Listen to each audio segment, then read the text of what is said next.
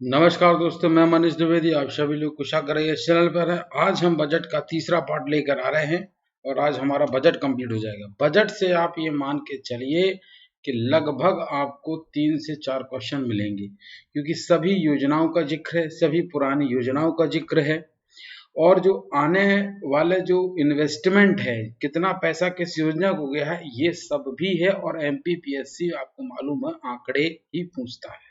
14 मई को आपका admit card आ जाएगा। आज मेल आप लोगों के पास आ गए हैं। डेट बढ़ने की अफवाह थी, उससे आप बाहर निकल आइए। चलिए हम चर्चा करते हैं अपने पार्ट्स पर, जहां हम पहुंचते हैं।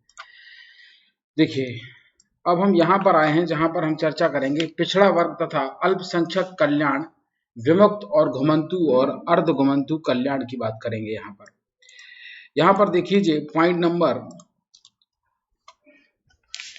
199 है, जिसमें कहा गया है कि जो रोजगार प्रशिक्षण की योजनाएं भी जो लगातार चल रही हैं अल्पसंख्यक कल्याण के लिए, पिछड़ा वर्ग के लिए, विमुक्त जो हैं, घुमंतु जनजाति हैं, जो जाति कह लीजिए या जो मूवेबल है, और अर्ध घुमंतु, ये एक पूरा मंत्रालय है, आपको पता होना चाहिए। और इसके केंद्र राज्य मंत्री मध्य प्रदेश से टीकमगढ़ क्षेत्र के सांसद वीरेंद्र खटीक जी हैं। तो यहाँ पर इसको हम अब देखते हैं। यहाँ पर उन्होंने कहा है कि पिछड़ा वर्ग के युवाओं के लिए हमारी सरकार ने रोजगार मूलक आर्थिक सहायता की नवीन योजना वर्ष 2022-23 में प्रारंभ की है। इसके साथ ही रोजगार प्रशिक्षण की योजनाएं भी निरंतर है। इस वर्ग के विद्यार्थियों को अध्ययन तथा प्रतियोगी परीक्षाओं के लिए छात्रवृत्तियां भी दी जा रही हैं। ये तो एक नॉर्मल पॉइंट हो गया। अब यहां से जो आंकड़ा बनेगा वो आप देखिए। युवाओं को विदेश में, यहां से मैं ले रहा हूं, युवाओं को विदेश में रोजगार उपलब्ध कराने की योजना अंतर्गत 200 युवाओं को जापान भेजा गया है।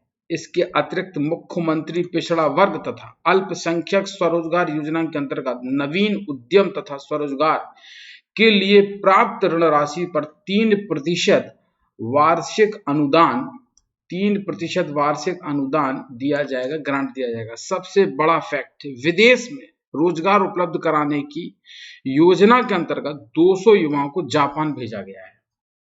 ये जब प्रश्न आ जाएगा तो याद रख लीजिए 200 युवाओं, ये डाटा ही पूछता है मध्य प्रदेश, संख्या पूछेगा कितने लोगों को और किस देश भेजा गया है। यहां देखिए, स्वरोजगार के अंतर्गत पिछड़ा वर्ग के युवाओं के लिए रोजगार मूलक आर्थिक सहायता योजना अंतर्गत अधिकतम 1 लाख रुपए तक की परियोजना लागत के व्यक्ति मूलक प्रकरण एवं उद्यम हेतु 50 लाख तक के प्रकरणों के लिए बैंक के माध्यम से ऋण उपलब्ध कराया जाएगा। अब इस चीज को जरा नोटिस करिए। यदि स्वरोजगार खोलना है, उसको अपना कोई रोजगार करना है, तो उसके अंतर्गत पिछड़ा वर्ग के युवाओं के लिए रोजगार मूलक आर्थिक सहायता योजना के अंतर्गत अधिकतम 1 लाख रुपए तक के 1 लाख रुपए तक के परियोजना लागत के व्यक्ति मूलक प्रकरण एवं उद्यम हेतु 50 लाख के प्रकरणों के लिए बैंक के माध्यम से ऋण उपलब्ध कराया जाएगा। अब देखिए, व्यक्ति मूलक प्रकरण, ठीक, एवं उद्यम हेतु 50 लाख तक के प्रकरणों के लिए बैंक के माध्यम से ऋण उपलब्ध कराया जाएगा।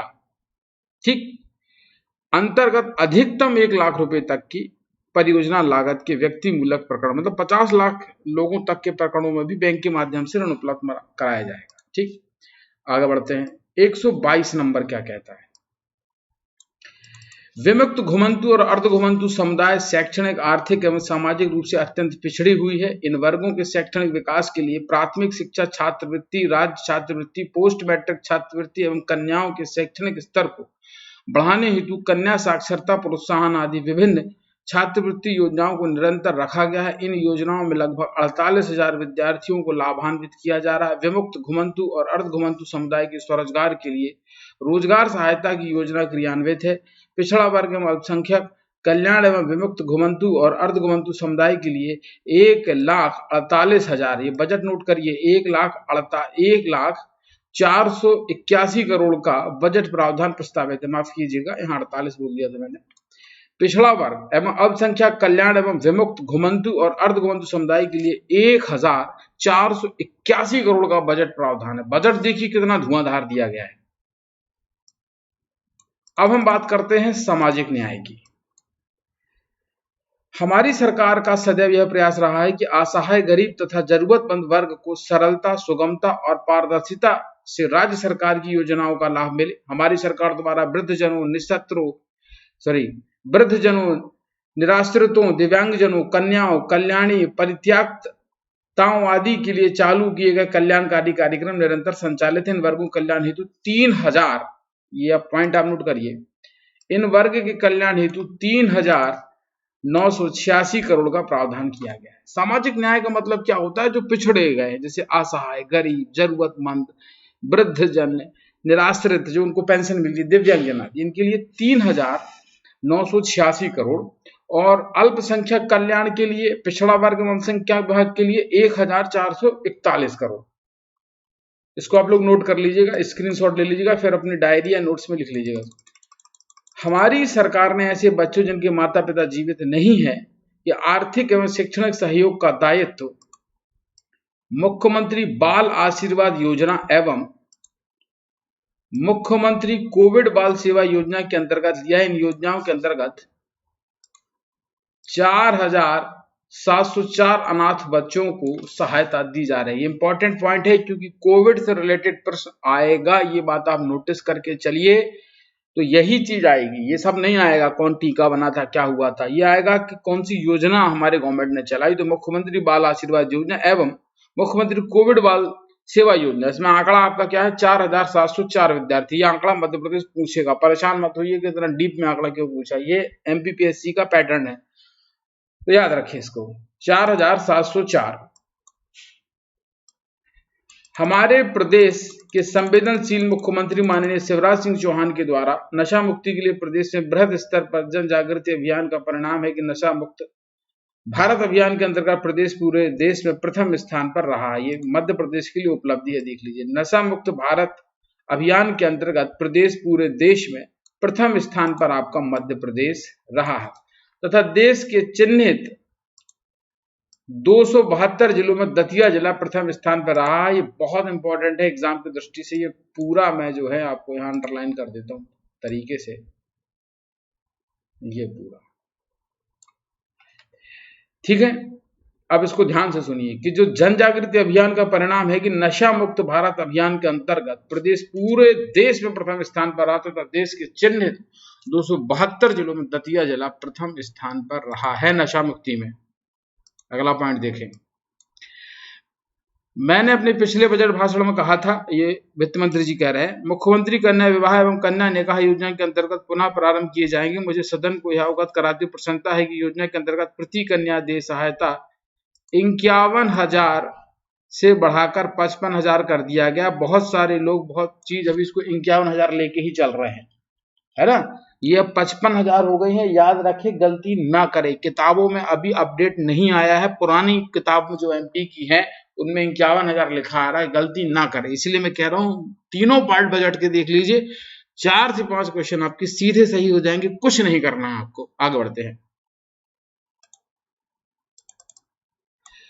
128वां पॉइंट कहता है कि बच्चों, महिलाओं, विकलांगजनों, निराश्रितों तथा वरिष्ठ नागरिकों आदि के कल्याण के लिए संस्थागत व्यवस्थाएं तैयार करने में प्रतिष्ठित सामाजिक संस्थाओं का सहयोग प्राप्त किया जाएगा। इस हेतु राज्य सरकार 1,000 करोड़ के सोशल इम्पैक्ट बॉन्ड जारी करेगी। वर्ष 2023-24 के बजट में इस हेतु 100 करोड़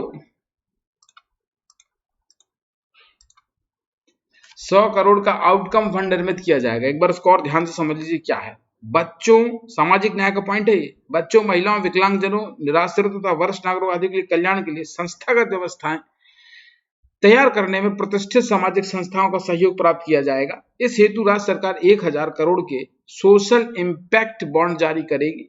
2023-24 के बजट में इस हेतु 100 करोड़ का आउटकम फंड निर्मित किया जाना प्रस्तावित है। यहां पर मैं हमारी सरकार की भावना को व्यक्त करना चाहता हूं।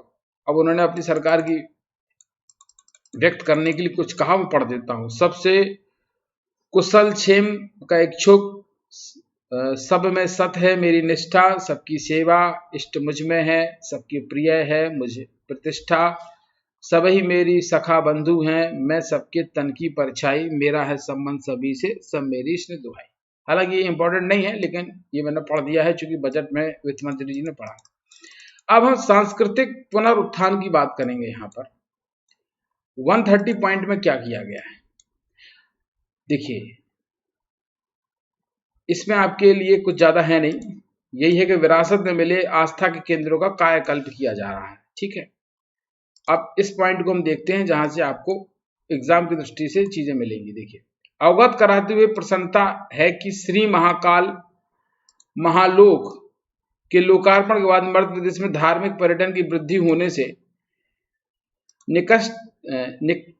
निकटस्थ क्षेत्र के निवासियों को रोजगार के अवसर भी निर्मित हुए हैं। इसमें आप देखिए, अब ओंकारेश्वर जो दूसरा शिव है आपका ज्योतिर्लिंग, ओंकारेश्वर में एकात्मा धाम की स्थापना भी इसी दिशा में किया गया श्रद्धा युक्त प्रयास है। प्रदेश के अन्य आस्था केंद्रों जैसे सलकलपुर में श्री देवी महालोक, सागर में इन्वाइट कर लीजिए, सब पूछे जाएंगे, सागर में संत रविदास स्मारक, ओरछा में राम राजा लोक, चित्रकूट में दिव्य वनवासी रामलोक को भी श्रद्धापूर्ण स्वरूप दिया जाएगा। ये हेतु वर्ष 2023-24 में, इसके लिए बजट आप देख लीजिए, पूछा जाएगा। बजट है 358 करोड़ का प्रस्तावित है।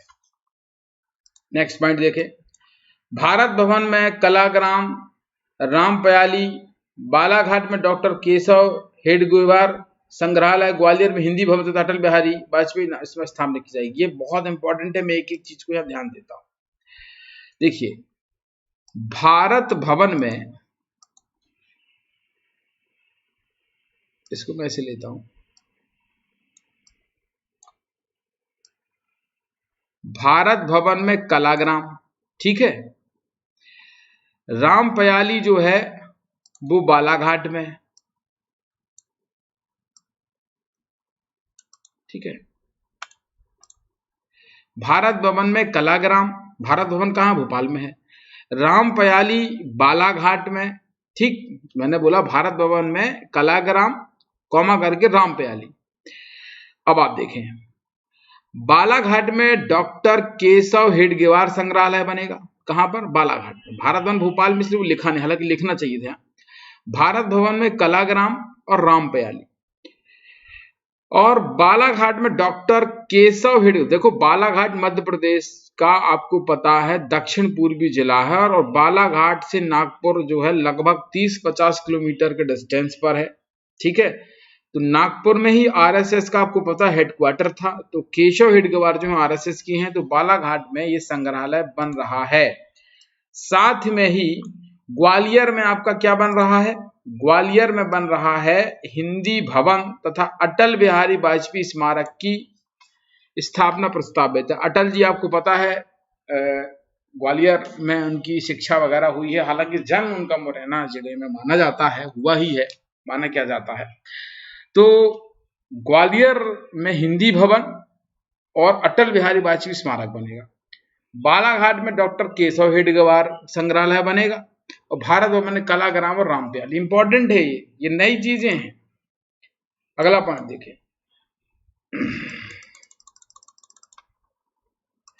आगे कह रहे हैं कि हमारी सरकार द्वारा वर्ष 2012 में प्रारंभ की गई मुख्यमंत्री तीर्थ दर्शन योजना में अब तक 7,62,144 तीर्थयात्री लाभान्वित हो चुके हैं। आगामी वित्तीय वर्ष में तीर्थयात्रियों को वायुयान से भी यात्रा कराया जाना प्रस्तावित है, और इस उद्देश्य हेतु 50 करोड़ रुपए का प्रावधान है। मतलब अब हवाई जहाज से भी लोगों को भेजा जाएगा। अगला जो टॉपिक है, पर्यटक सुविधाओं में बजट में क्या प्रावधान हुआ है, देखते हैं। देखिए, भारत का हृदय कहा जाता है और बड़ा क्षेत्रफल है, तो पर्यटन के लिए यहाँ बहुत कुछ है। तो जहां काम हुआ है वो हम टॉपिक अब ले लेते हैं। प्रदेश में निजी क्षेत्र के माध्यम से पर्यटन अधोसंरचना विकसित किए जाने के उद्देश्य से लैंड बैंक एवं हेरिटेज संपत्तियों का बैंक स्थापित किया गया है। विभिन्न पर्यटन स्थलों की पहुंच सुगम एवं रोमांचक बनाने के लिए 15 रोपवे बनाए जा रहे हैं। इसको नोट कर लीजिए, 15 रोपवे बनाए जा रहे हैं। ठीक है, नेक्स्ट, माननीय प्रधानमंत्री जी की पहल पर नामीबिया एवं दक्षिण अफ्रीका से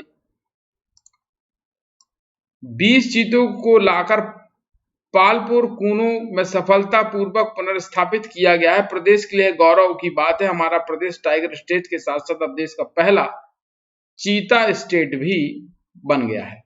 प्रदेश में औद्योगिक निवेश, पर्यटन आदि को आकर्षित करने के लिए वायु मार्ग के परिवहन के विस्तार की आवश्यकता है। ग्वालियर तथा खजुराहो में, नोट करिए इस चीज को, पिछली बार एयरपोर्ट के लेके ही बवाल हुआ था किसी क्वेश्चन पर। ग्वालियर तथा खजुराहो में, ये सरकारी डेटा है, इसको ध्यान से पढ़िए। ग्वालियर तथा खजुराहो में विमानतल के विस्तार एवं विकास के कार्य प्रगति पे हैं। रीवा तथा उज्जैन की हवाई पट्टियों को हवाई अड्डे के रूप में विकसित किया जाएगा। अब मतलब जो रीवा उज्जैन हवाई पट्टी हैं, इनको अब हवाई अड्डे के रूप में विकसित किया जा रहा है। प्रदेश के धार्मिक एवं पर्यटन स्थलों तक हेलीकॉप्टर सेवाओं से सुगम पहुंच बनाने की योजना प्रस्तावित है। हवाई पट्टियों के विस्तार हेतु 80 करोड़ का प्रावधान प्रस्तावित है। अब हम बात करते हैं ग्रीन बजट का। एक नया कॉन्सेप्ट आया है, इसको जरा हम ध्यान से देखेंगे। ग्रीन बजट का कॉन्सेप्ट है कि भारत सरकार द्वारा 15 वर्ष से अधिक आयु के वाहनों को चालान से हटाने एवं उन्हें चलन से हटाने एवं उन्हें वैज्ञानिक रीति से नष्ट करने की नीति जारी की गई। प्रदेश सरकार भी इस नीति को अप्रैल 2023 से लागू कर रहा है, ये नोट कर लीजिए। अप्रैल 2023 से लागू कर लगभग 1000 शासकीय वाहनों का संचालन बंद करेगी। इन वाहनों के स्थान पर यथासंभव इलेक्ट्रिक वाहन क्रय की जाने की नीति लागू किया जाना प्रस्तावित है। इससे प्रदेश में इलेक्ट्रिक वाहन को बढ़ावा मिलेगा।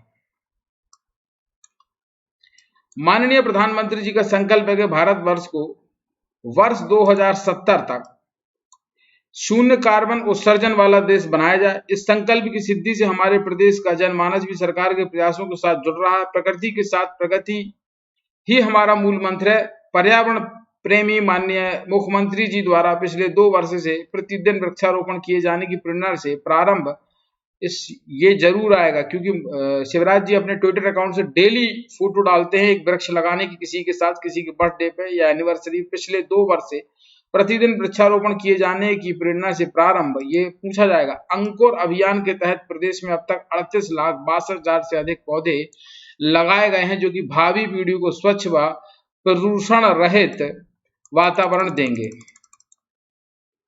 नेक्स्ट, नगर निगम इंदौर द्वारा इंदौर ग्रीन बॉन्ड से 244 करोड़ की राशि जुटाई गई है। इस राशि का उपयोग सोलर पावर परियोजना स्थापित करने में किया जाएगा, जिससे जल प्रदाय होने वाले विद्युत व्यय में लगभग 5 करोड़ प्रति माह बचत संभव है। इसको नोट कर लीजिए, इंदौर ग्रीन बॉन्ड 244 करोड़ की राशि जुटाई गई है। 141वां पॉइंट देखें, वनों का संरक्षण एवं संवर्धन योजना वर्ष 2022-23 में 1,84,000 हेक्टेयर वन क्षेत्र में किया गया है। ये नोट कर लीजिए आप। वनों का संरक्षण एवं संवर्धन योजना वर्ष 2022-23 में 1,84,000 हेक्टेयर वन क्षेत्र में कार्य किया गया है। वित्तीय वर्ष 2023-24 में 2,10,000 हेक्टेयर क्षेत्र में उपचारित किया जाएगा, जिससे पर्यावरण संरक्षण के साथ साथ स्थानीय रोजगार के अवसर में वृद्धि हो सके। मतलब अब हमारा जो टारगेट है, पिछली बार 1,84,000 हेक्टेयर था, अब हम 2,10,000 हेक्टेयर क्षेत्र में काम करेंगे। वन क्षेत्रों में 4 करोड़ 50 लाख एवं गैर वन क्षेत्र में 10 लाख पौधे के रोपण का लक्ष्य है। ठीक है, वन क्षेत्रों में 4 करोड़ 50 लाख एवं गैर वन क्षेत्रों में 10 लाख पौधों के रोपण का लक्ष्य है।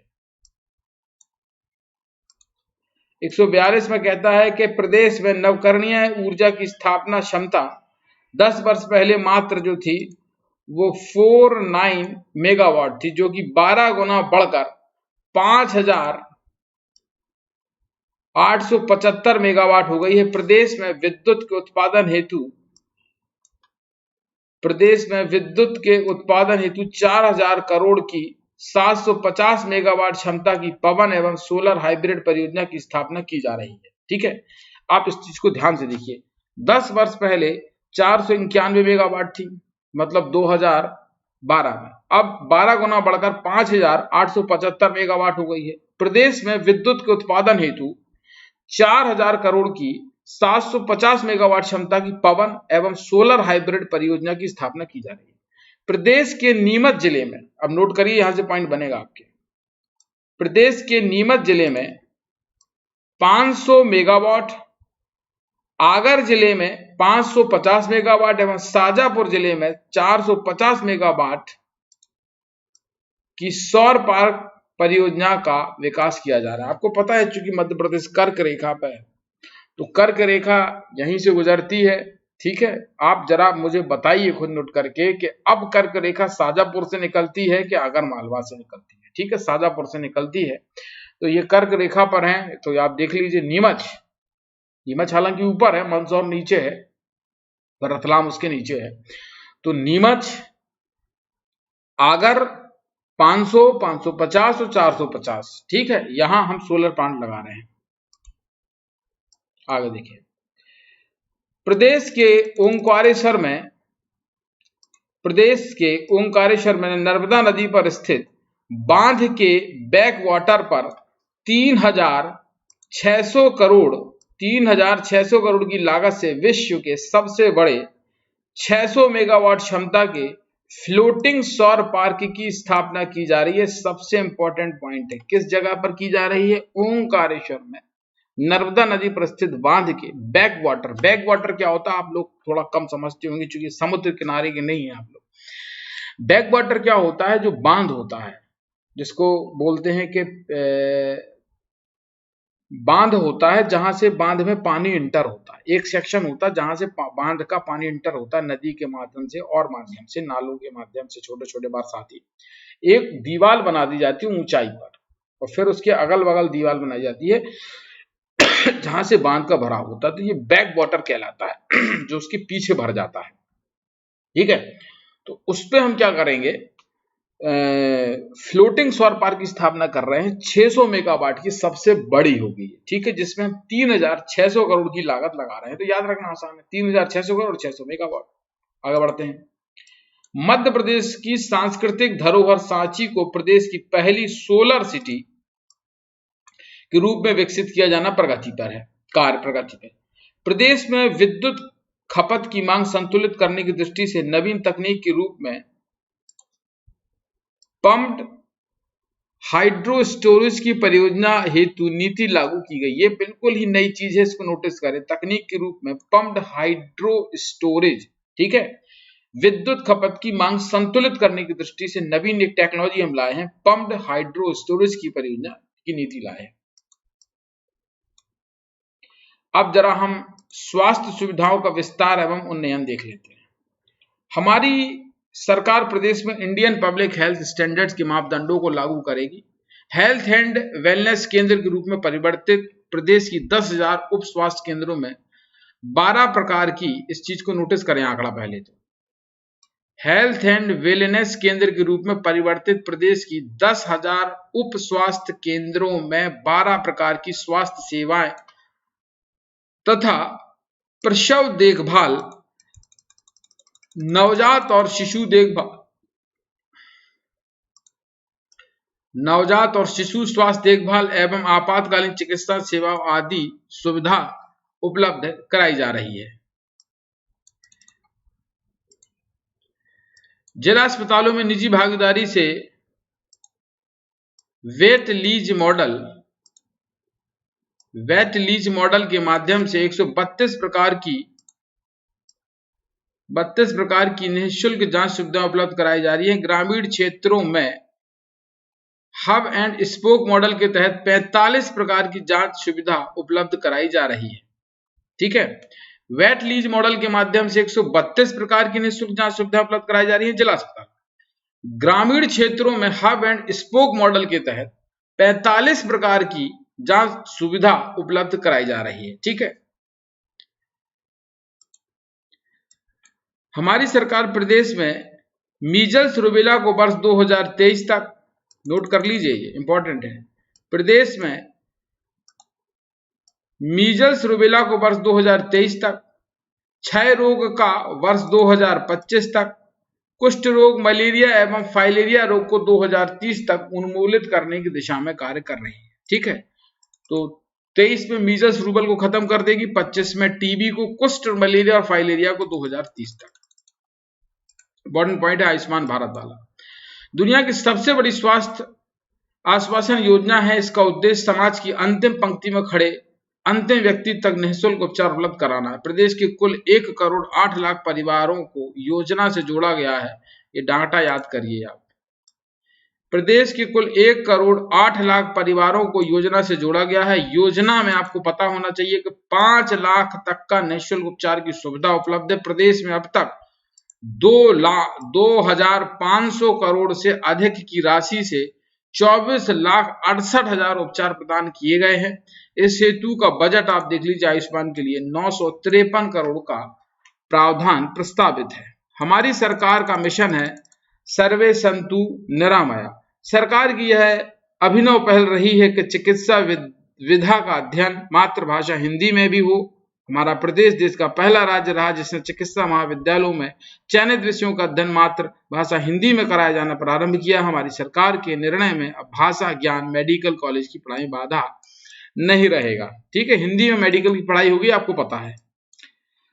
अब आप देखेंगे 151 पॉइंट, प्रदेश में योग्य एवं विशेषज्ञ चिकित्सकों की उपलब्धता बढ़ाने के लिए विद्यमान चिकित्सा महाविद्यालयों में सीट्स वृद्धि एवं नवीन चिकित्सा महाविद्यालय स्थापित किए जा रहे हैं। आगामी वर्षों में प्रदेश में शासकीय क्षेत्र में कुल 25 चिकित्सा महाविद्यालय कार्यशील हो जाएंगे। चिकित्सा महाविद्यालयों की संख्या में वृद्धि के निकटस्थ जिलों की जनसंख्या को समीप में ही विशेषज्ञ चिकित्सकों के माध्यम से तृतीयक स्तर की चिकित्सा को बेहतर सुविधा उपलब्ध हो जाएगी। 25 चालू हो जाएंगे इस वर्ष तक, ये कहा है। प्रस्तावित चिकित्सा महाविद्यालयों के प्रारंभ होने से वर्तमान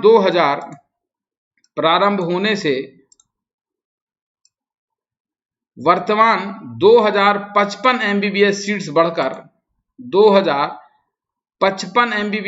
बढ़कर 3,605 हो जाएंगी। इसके अतिरिक्त स्नातकोत्तर पाठ्यक्रम के लिए 649 सीट से बढ़कर 915 सीट्स उपलब्ध होंगी। आप देख लीजिए, इसको सरल भाषा में समझा देते हैं। एमबीबीएस कहलाता है यूजी, ठीक है, और स्नातकोत्तर यहां कहलाता है पीजी।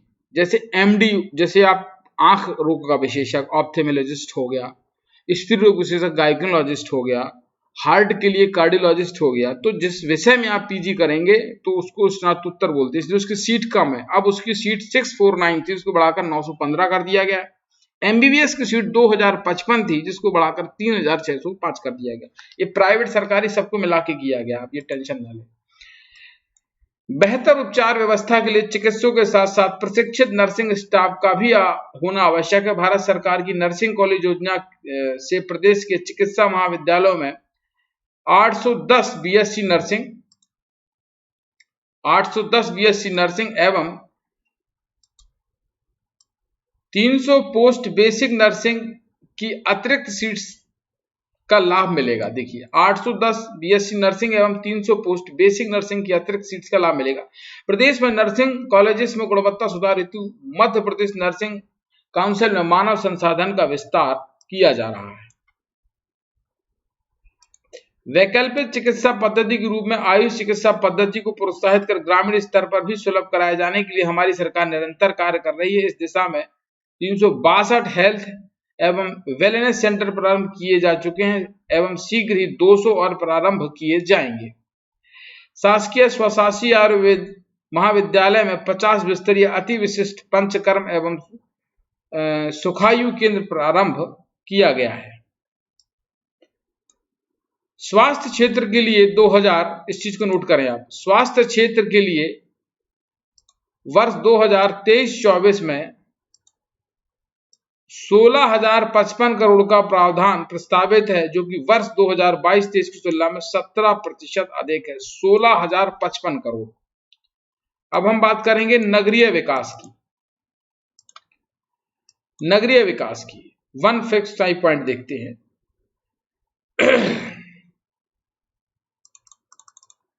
ये पॉइंट देखते हैं जहां से इंपॉर्टेंट है। हमारी सरकार भूमाफियाओं से अतिक्रमित भूमि मुक्त कराकर गरीब आवासीन परिवारों को स्वराज योजना के अंतर्गत, इस पॉइंट को नोट कर रहा हूं मैं, इसको यहां ले लेता हूं, स्वराज योजना के अंतर्गत आवास निर्मित कर उपलब्ध कराएगी। नगरीय क्षेत्र के नागरिकों के लिए मुख्यमंत्री नगरीय भू अधिकार योजना के अंतर्गत नगरीय क्षेत्रों में स्थित शासकीय भूखंडों के ऐसे अधिभोगियों को निर्धारित प्रब्याजी एवं भू भाटक पर 30 वर्षीय स्थायी पट्टे दिए जाने जारी किए जाएंगे। ये आप चीज को नोट करें, मैं यहां से बता, निर्धारित प्रब्याजी एवं भू भटक पर 30 वर्षीय स्थायी पट्टे पर जारी किए जा रहे हैं। 30 वर्ष के लिए उनको पट्टे मिलेंगे। देखिए पट्टा क्या होता है आप समझ लीजिए। पट्टा सरकार ने आपको रहने के लिए जमीन दी कि आपने इतनी लैंड ले ली, इस पर आप रहेंगे, 30 वर्ष तक आपसे कोई कुछ नहीं कहेगा। 30 वर्ष के बाद आप उसको रिन्यू करा सकते हैं या सरकार को जरूरत होगी तो आपसे वो खाली करा सकती है। वो जमीन आपकी नहीं हुई, सरकार ने आपको दी नहीं है, सरकार ने आपको रहने के लिए दी है। अब ऐसा नहीं कि सरकार ने पट्टे पे जमीन रहने को दी, मकान दिया, आप बेच के, आप वो पट्टे की जमीन आप बेच नहीं सकते, इलीगल है। पट्टे का मकान नहीं बेच सकते, और जो मकान आपको पता है प्रधानमंत्री आवास योजना के तहत बनते हैं वो आप बेच नहीं सकते हो। ठीक है, याद रखिए इस चीजों को। पट्टा का मतलब ये नहीं कि जमीन आपकी हो गई, पट्टा का मतलब है जमीन गवर्नमेंट के ही है, आपके पास रहने को कुछ नहीं था इसलिए दे दिया 30 साल के लिए। ठीक है, आगे रिन्यू कराना पड़ेगा। अगले पॉइंट को हम आते हैं। शहरी क्षेत्र में निवासरत 7,25,000 आवासीन परिवारों के लिए निर्माणाधीन आवासों को दिसंबर 2024 तक पूर्ण करने का लक्ष्य है। ठीक है, अब देख लीजिए थोड़ा स्वच्छ भारत का आ गया।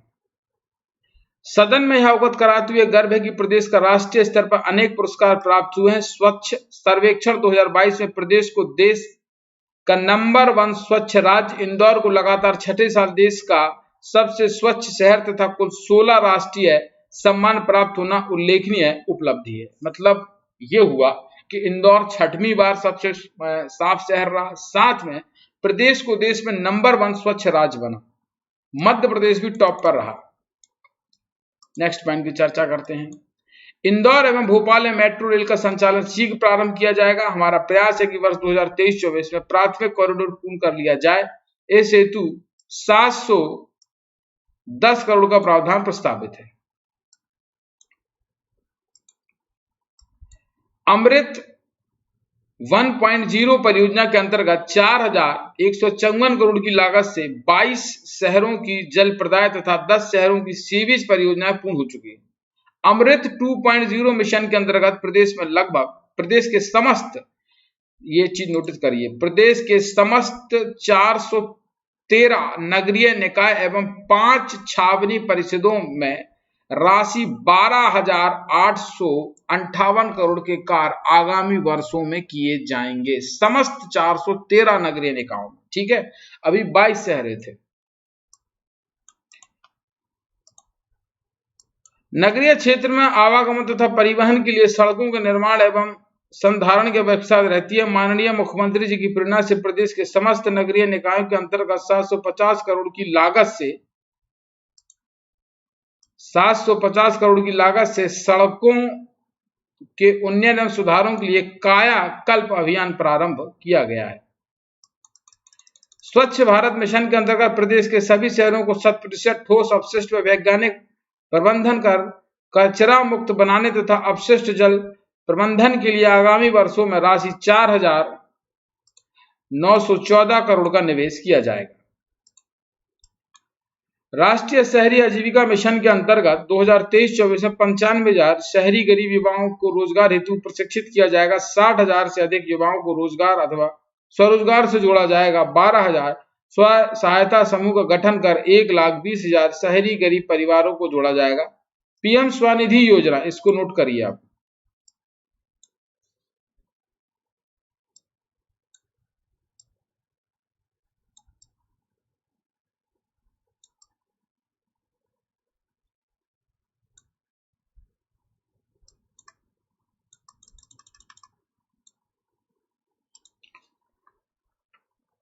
यहां से पीएम स्वनिधि योजना अंतर्गत 6,28,000 शहरी पथ विक्रेताओं को 900 करोड़ का ब्याज मुक्त ऋण उपलब्ध कराया जाएगा। पीएम स्वनिधि योजना के अंतर्गत 6,28,000 शहरी पथ विक्रेताओं को, स्ट्रीट वेंडर को 900 करोड़ का ब्याज मुक्त ऋण उपलब्ध कराया जाएगा।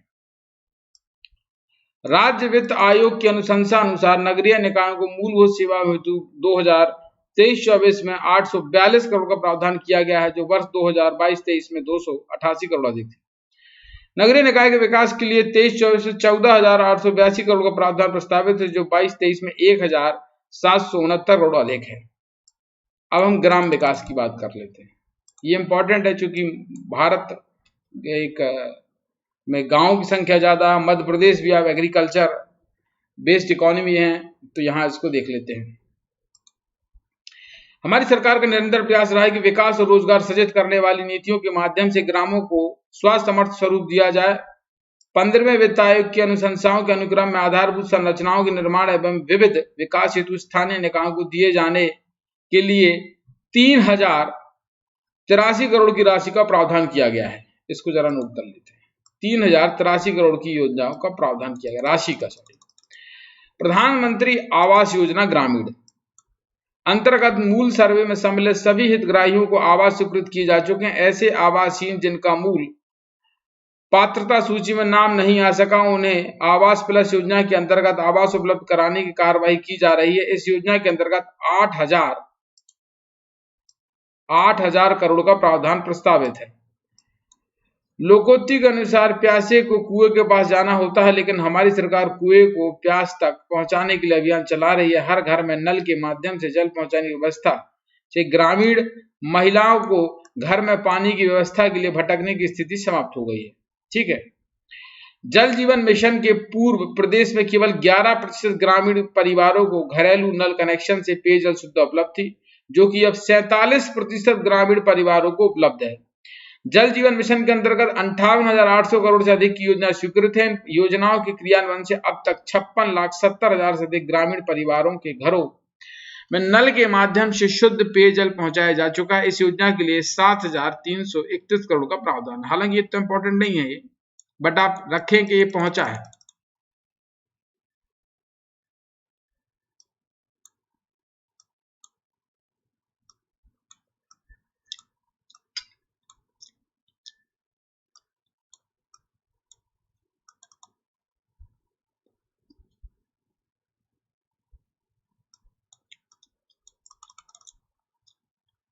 इस योजना का जिक्र कर रहा हूं मैं। स्वामित्व योजना के तहत ग्रामीण क्षेत्रों में आबादी का सर्वेक्षण का 10,217 ग्रामों में अधिकार अभिलेख के प्रकाशन कार्य पूर्ण किए जा चुके हैं।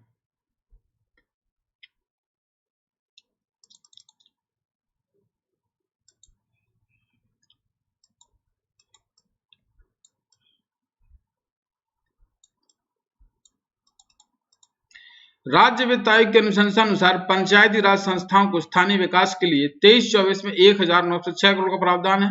ग्राम विकास के लिए 31,774 करोड़ का प्रावधान है। अब संस्थागत व्यवस्था की हम बात करते हैं, जहां पर देखें।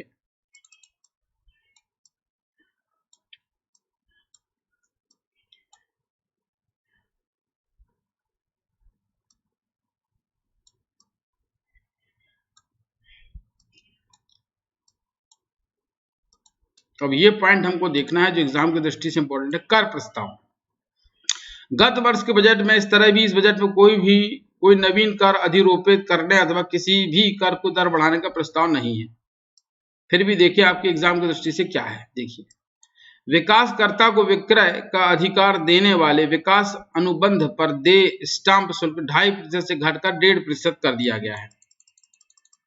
भू संपदा विनियामक प्राधिकरण रेरा में पंजीकृत निजी विकासकर्ताओं द्वारा ईडब्ल्यूएस के पक्ष में निष्पादित विक्रय अभिलेखों पर देय स्टाम्प शुल्क 5% से घटाकर 0% किया जाएगा।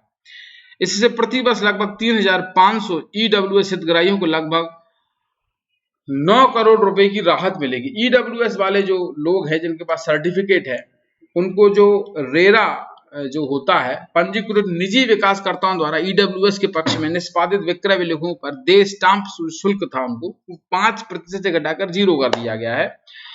और विकासकर्ता को विक्रय पर, जो विकासकर्ता जो डेवलपमेंट कर रहा है उसको विक्रय मतलब बेचने का अधिकार देने वाले विकास अनुबंध पर देय स्टाम्प शुल्क 2.5% से घटाकर 1.5% कर दिया। ये दोनों चीज इंपॉर्टेंट है, ठीक है। बस विकास अनुज्ञा के एवज में विकासकर्ता द्वारा स्थानीय निकाय के पक्ष में नियमानुसार भूखंड बंधक रखे जाने पर निष्पादित बंधक विलेख पर देय स्टाम्प शुल्क 0.5% से घटाकर जो है इसको कर दिया गया है 0.125%। इसका मतलब क्या है? बिना विकास अनुज्ञा मतलब डेवलपमेंट करने की परमिशन के एवज में विकासकर्ता जो डेवलपमेंट कंपनी है, ये जो ऑर्गेनाइजर है, द्वारा स्थानीय निकाय से नगर पालिका, नगर निगम, नगर पंचायत के पक्ष में नियम अनुसार भूखंड जो उसने जमीन ली है बंधक रखने जा, भूखंड जो उसकी जमीन है, मान लो उसने बैंक में लोन रखी है, गिरवी रखी है या उसने लोन लिया है, बंधक रखे जाने पर निष्पादित बंधक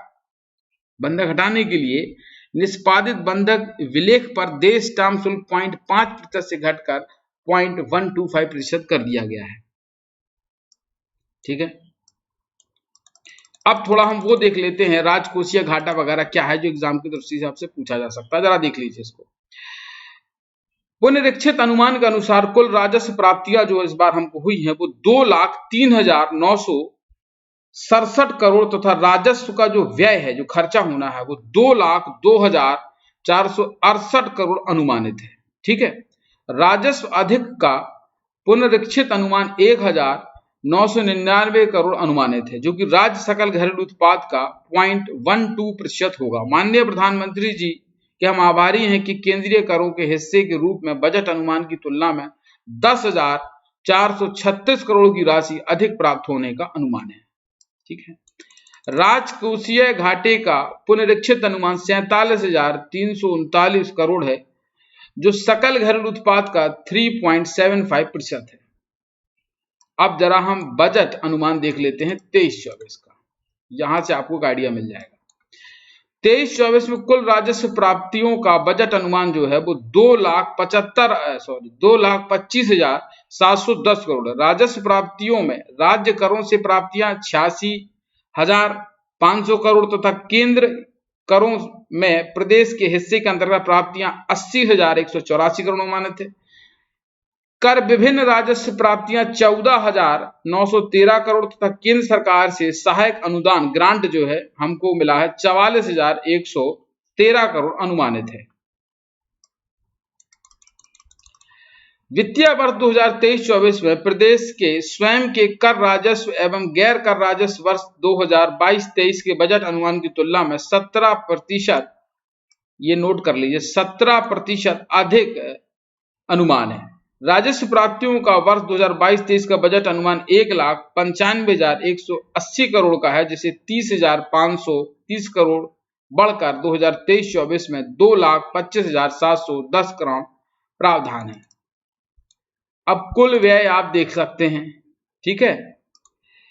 23-24 के लिए कुल विनियोग की राशि जो है वो 3,14,025 करोड़, राजस्व व्यय अंतर्गत 2,25,297 करोड़ तथा पूंजीगत परिव्यय अंतर्गत 56,256 करोड़ प्रस्तावित है। सामाजिक आर्थिक उत्थान योजनाओं के लिए 22-23 के लिए समग्र रूप से बजट अनुमान 1,60,519 करोड़ है। विभागवार बजट अनुमान खंड 1 में उपलब्ध किया गया है, ठीक है। अब आप देखें,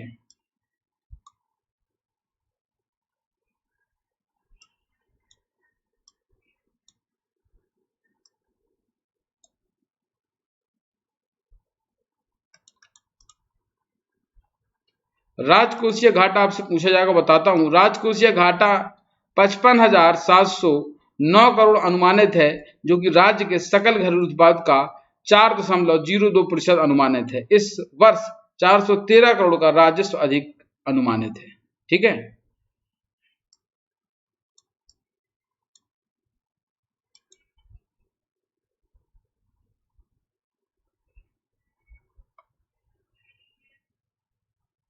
नहीं, यहां आपका कुछ इंपॉर्टेंट नहीं है,